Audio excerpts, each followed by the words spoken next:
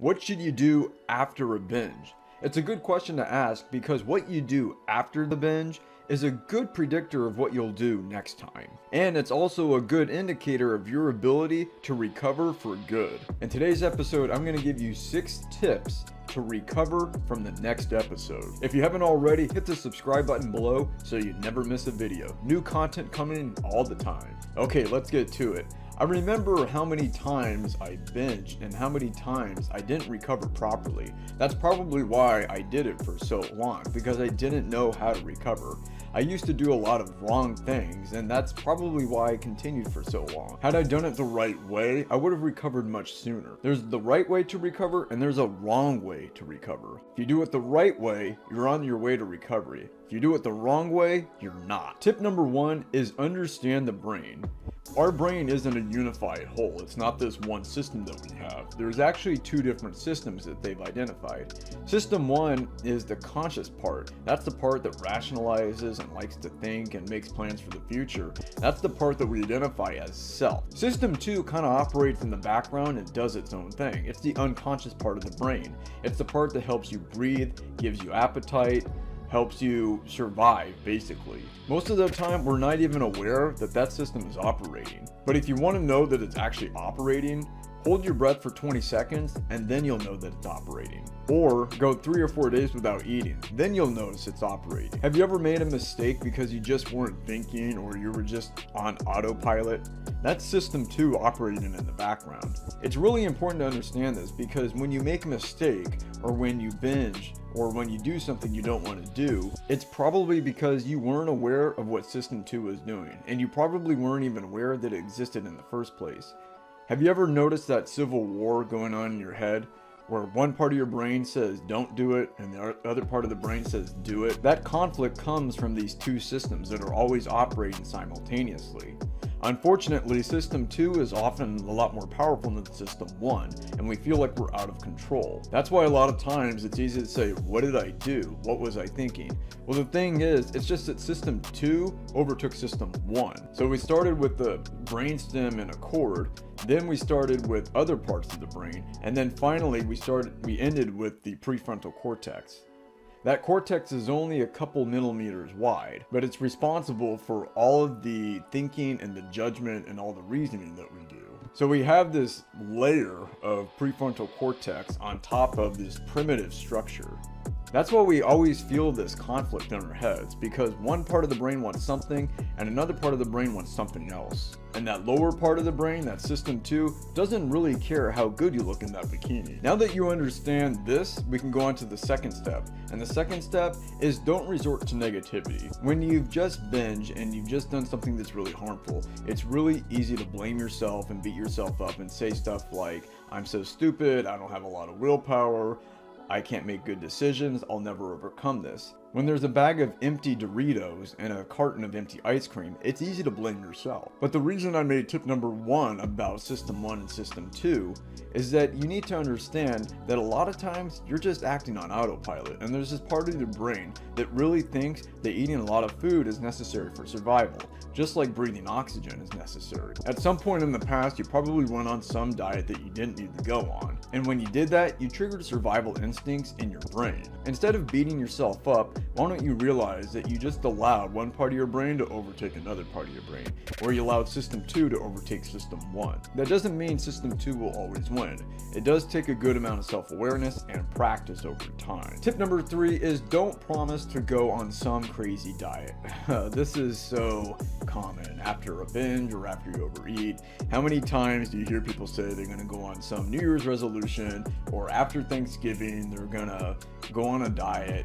It's easy to say that because we like to overestimate how much willpower we're going to have in the future. It's called optimism bias. We're always optimistic about our own futures, and we think that future self is always going to be a lot better than current self. You know how many times that's been true? That's right, that's never true. We only say that to ameliorate the bad feelings that we have immediately after an episode. I remember when I was dealing with this, and after every episode I would say, oh, I'll just go on a diet.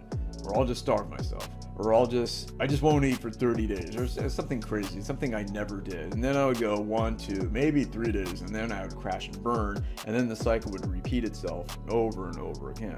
Over and over and over and over and over. It will never end, and you'll feel hopeless, and you'll feel like that you'll never overcome this. The problem is, dieting probably started this whole problem in the first place.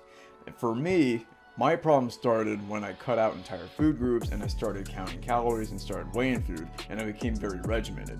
I wouldn't say I went on a diet to lose weight. I actually went on a diet because I thought I was making myself healthier. Dieting has been strongly linked to weight gain and even obesity in the future. One sure way to guarantee that you'll gain weight is to go on a diet. Yet that's exactly what we promised to do immediately after a binge. We promised to do exactly the thing that made us fat and obese and sick in the first place. Without dieting, there is no binging, and there are no eating disorders. Dieting is the cause of a lot of the bad behavior you see today. Anorexia, bulimia, binge eating, overeating, eating disorders not otherwise defined, they can all be traced back to one word: dieting. Dieting is a public health hazard that doesn't get enough attention. That's a great video idea, by the way. Yet it's so common and so ubiquitous, and unfortunately it's accepted in modern culture. The bottom line, after you binge or you overeat, don't promise to go on a diet. Closely related to tip number 3 is don't make any commitments. I remember after an episode, I would make a contract with myself, or I would make a list of foods I would never eat again, or a list of behaviors that I would follow, and it was some commitment. I remember a few times I would even sign it. Do you think that ever worked? Not once. Commitments don't work. Commitments are nothing more than System 1 coming back online. Here's how it works. When you have that urge to consume a vast quantity of food, System 2 is running. When you finally capitulate, System 1 completely shuts off and System 2 overtakes System 1.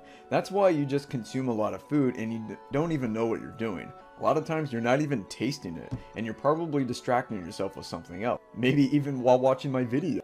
In my case, I would watch random YouTube videos and I wouldn't even learn anything. I wouldn't even remember what I was watching. System 2 was running and System 1 was completely offline. Once those urges ended and my binge ended, System 1 came back online, and that's when I decided to go on a diet or make a commitment, or not eat for 20 or 30 days, or sometimes even purge, or over-exercise, or swallow laxatives.